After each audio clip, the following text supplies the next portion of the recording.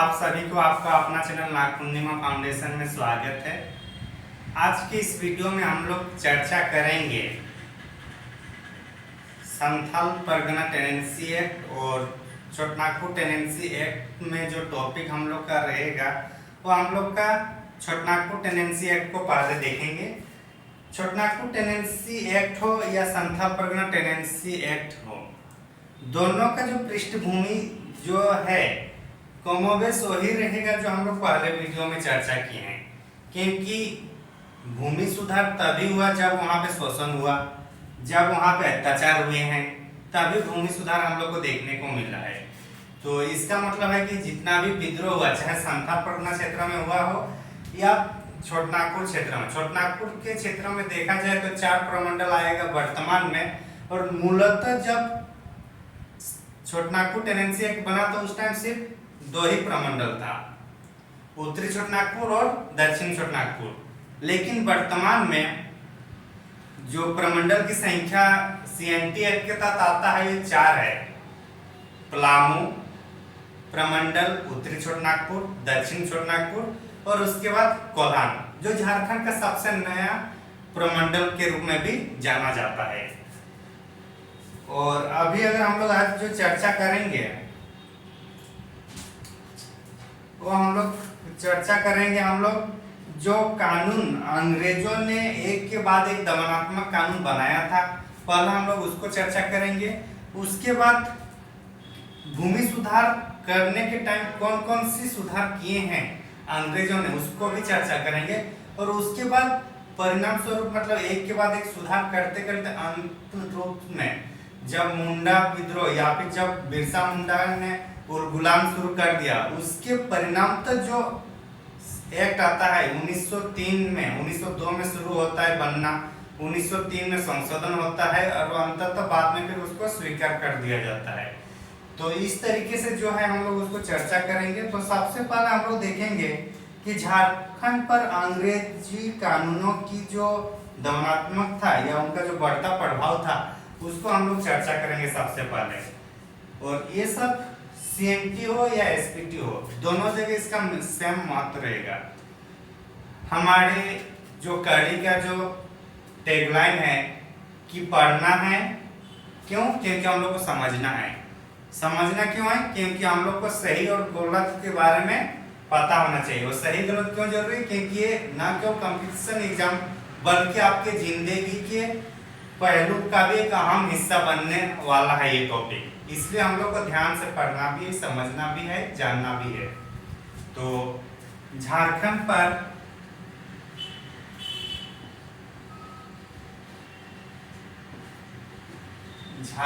पर अंग्रेजों का बढ़ता प्रभाव, इसमें कौन कौन सा एक्ट या नियम बनाया जिससे मुंडा, भूमिज, हो, उरांव ये सब जनजाति प्रभावित हुए और अंततः विद्रोह करना पड़ा। तो उस टाइम में जो भी एक्ट बनाया गया अंग्रेजों के द्वारा उस पर हम लोग चर्चा करेंगे। तो अगर हम लोग देखें कि 1765 में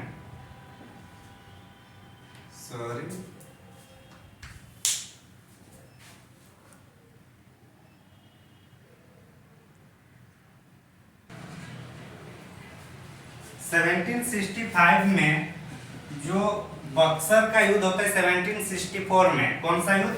बक्सर का युद्ध। थोड़ा लाइट प्रॉब्लम हो रही थी। बक्सर का युद्ध कब होता है? 1764 में, ठीक।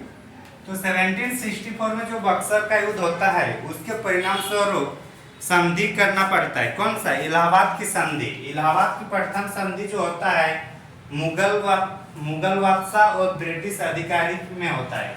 और ये कब होता है? 1765 में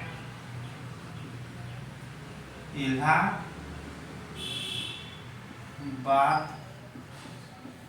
की संधि।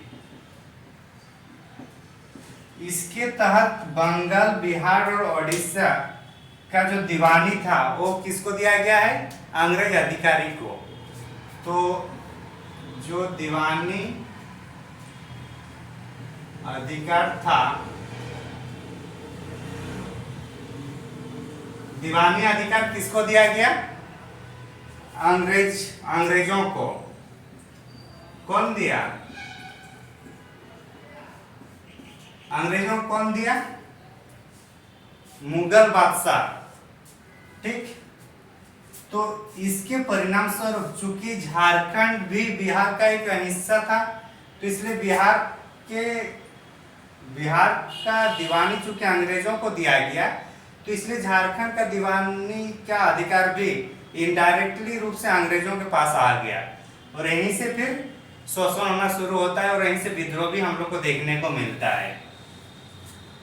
1765 के बाद अगर देखा जाए,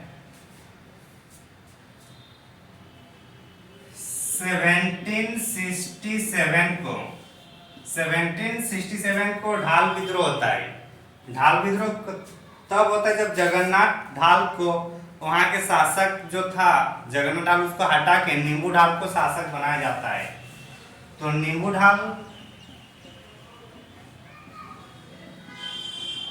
ढाल को शासक बनाकर कितना 5,500 रुपया वार्षिकी लगान लगा देता है अंग्रेजों किसको। तो इससे भी कहीं ना कहीं झारखंड की जनता में आक्रोश पैदा होता है, तो ये भी एक कारण बन जाता है। 1767 की बात करते हैं। उसके बाद 1771 में, अच्छा इस टाइम जो अंग्रेज अधिकारी कौन होगा? 1767 में फर्ग्यूसन होगा ना, हम लोग हिस्ट्री में देखे होंगे। तो यहाँ पे कौन है? फर्ग्यूसन। और 1771 की बात किया जा रहा है, तो ये हम लोग का चेरो वाला क्षेत्र होगा, चेरो विद्रोह के टाइम। और चेरो विद्रोह का होने के कारण क्या था कि जो जय कृष्ण राय था उसको हटाकर गोपाल राय को शासक बनाया जाता है। तो शासक किसको बनाया जा रहा है? गोपाल राय को। और इसको कितना पैसा वार्षिक रूप से देना पड़ रहा है? 12,000। कितना? 12,000 वार्षिक रूप से। तो ये सब विद्रोह के कारण बन रहा है। ये सब जो अधिकार जो एक्ट ला रहा है, ये जनता में आक्रोश पैदा करेगा। इसी से फिर हम लोग का भूमि सुधार के लिए यहाँ पे पृष्ठभूमि बनेगा। 1771 के बाद अगर हम लोग देखें तो 1793 में कौन सा आता है? अस्थाई बंदोबस्त, जो लॉर्ड कॉर्नवालिस ने शुरू करते हैं। कौन सा? अस्थाई बंदोबस्त एक कानून है जिसके तहत एक जमीन होता है, जमीन पे एक निश्चित किराया मतलब उसमें फिक्स कर दिया जाता है, और उसमें जमींदारों को पैसा देना ही पड़ेगा। और जमींदार किससे पैसा लेते हैं? रैयत लोगों से। तो ये व्यवस्था हम लोग को देखने को मिलती है 1793। ये बंगाल के क्षेत्र में पड़ता था ये व्यवस्था, और चूंकि बंगाल में झारखंड भी था, तो इसलिए झारखंड का भी इसमें प्रभाव पड़ा था। तो ये सब एक्ट जो है अंग्रेजों का बढ़ता प्रभाव को दर्शाता है। आगे अगर देखा जाए 1809 में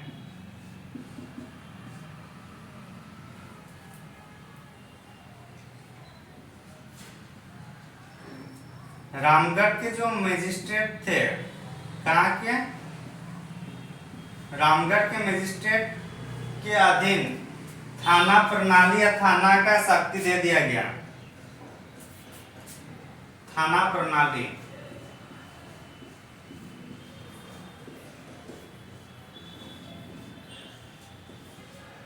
प्रणाली दिया गया रामगढ़ के मजिस्ट्रेट के अधीन।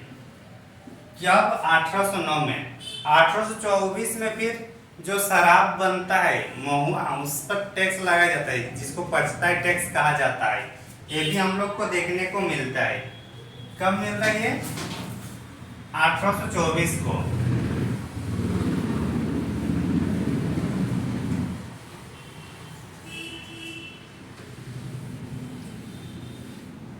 थोड़ा लाइट इशू हो रहा है आज, कोई नहीं, अगले दिन से ऐसा नहीं होगा। लाइट को देखते हुए मैनेज करते हुए उस टाइम पढ़ेंगे। तो 1824 में कौन सा हो रहा है? 1824 हम लोग को टैक्स लग रहा है।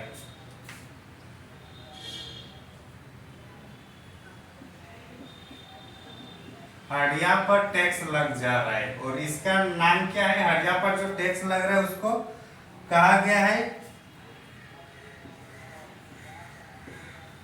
पच्चुई कर। पच्चुई कर। हड़िया टैक्स को क्या कहा गया? पच्चुई कर। और क्या ये कब लग रहा है? 1824 को, याद रखना है, वेरी वेरी इंपॉर्टेंट। जंगल कानून एक होता है, 1878 को जंगल कानून लागू कर दिया जाता है। कौन सा? जंगल कानून लागू होता है कब? 1878 को। इस कानून के तहत वृक्षों को काटना, जो छोटे छोटे वृक्ष जैसे महुआ होता है उसका महुआ चूमना, ये सब पर भी टैक्स लगना शुरू हो जाता है। इस मतलब जंगल में जाना ना प्रतिबंध कर दिया जाता है। आखिर कोई इंसान जंगल में जन्म होता है, उनका परिवार सब जंगल में है, और उसी क्षेत्रों को आना जाने के लिए माना करेगा तो फिर कैसे चलेगा? मान के चले आपके घर, आप जिस घर में रहते हैं उस घर में आने जाने के लिए अंग्रेजों को परमिशन देना होगा, तो क्या आप विद्रोह नहीं कीजिएगा? जाहिर सी बात है कीजिएगा। तो उसी तरीके से आदिवासियों का घर कहाँ है? जंगलों में। वहाँ आना जाना अगर बंद कर देते तो विद्रोह होना लाजमी है। वही चीज यहाँ भी देखने को मिलता है हम लोग को। तो 1878 हो गया। उसके बाद 1885 में बंगाल टेनेंसी एक्ट आता है।